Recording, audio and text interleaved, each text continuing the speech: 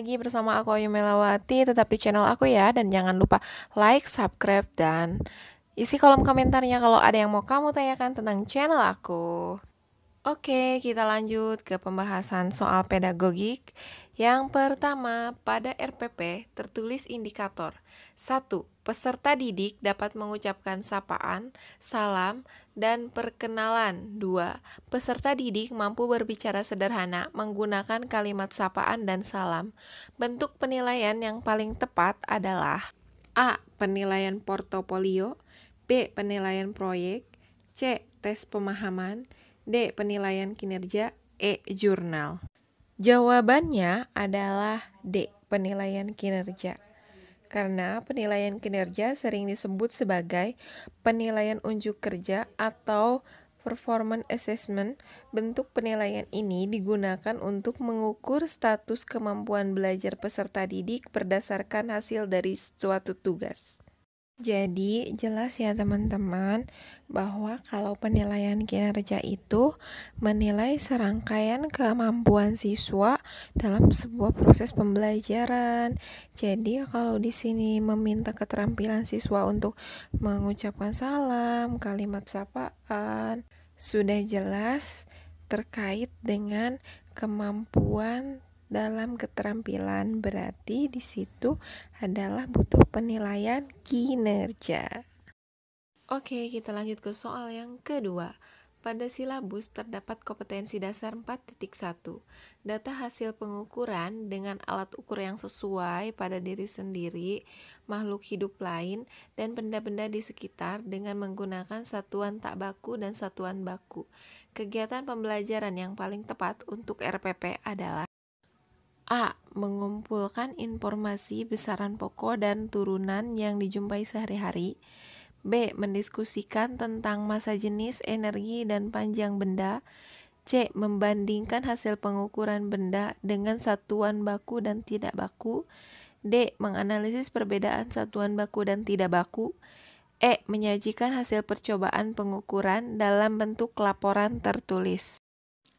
Jawabannya adalah E. Menyajikan hasil percobaan pengukuran dalam bentuk laporan tertulis. Alasan memilih option E karena pada silabus terdapat kompetensi dasar 4.1. Artinya angka 4 tersebut menunjukkan bahwa kompetensi dasar ini memiliki KI 4. KI 4 itu adalah kompetensi keterampilan. Artinya dalam hal ini siswa harus memiliki keterampilan. Nah, dari beberapa option tersebut yang menunjukkan adanya keterampilan itu adanya di option E, menyajikan hasil percobaan. Jadi siswa melakukan percobaan tersebut. Nah, percobaan itu dikategorikan sebagai keterampilan, gitu ya. Kita lanjut ke soal nomor 3. Pada RPP, guru menuliskan kegiatan pembelajaran yaitu mempresentasikan hasil pengamatan tentang ciri-ciri bernyanyi dua suara atau lebih secara berkelompok, serta menyimpulkan konsep bernyanyi dua suara atau lebih secara berkelompok. Penilaian yang tepat untuk mengukur kemampuan siswa adalah A. Praktik yang baik dalam bernyanyi, B. Tes konsep dasar bernyanyi, C. Pengamatan guru saat bernyanyi, D. Sikap siswa saat diskusi, E. Produk diskusi siswa. Jawabannya adalah B. Tes konsep dasar bernyanyi. Karena ketika kita analisis dari soalnya yaitu menanyakan penilaian yang tepat untuk mengukur kemampuan siswa. Nah, karena pada RPP-nya diminta untuk mempresentasikan hasil pengamatan tentang ciri-ciri bernyanyi serta mereka menyimpulkan konsep bernyanyi, maka penilaian yang tepat adalah tes konsep dasar menyanyi. Kalau kita analisis dari option-option yang 5 tersebut, yang option A, praktik yang baik dalam bernyanyi. Artinya ini yang diuji adalah keterampilan. Kalau yang B, tes konsep dasar bernyanyi. Artinya ini yang diuji adalah bentuk kognitif. Kalau C, pengamatan guru saat bernyanyi. Nah, ini berarti yang diuji adalah sikap. Kalau D, sikap siswa saat diskusi. Nah, ini juga termasuk sikap.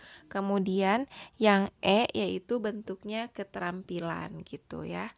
Karena yang ditanyakan pada soal ini adalah untuk menyimpulkan konsep, jadi yang kita cari adalah bentuk kemampuan kognitif, bentuk tes untuk menilai kemampuan kognitif. Jadi, jawaban yang tepat itu adalah B.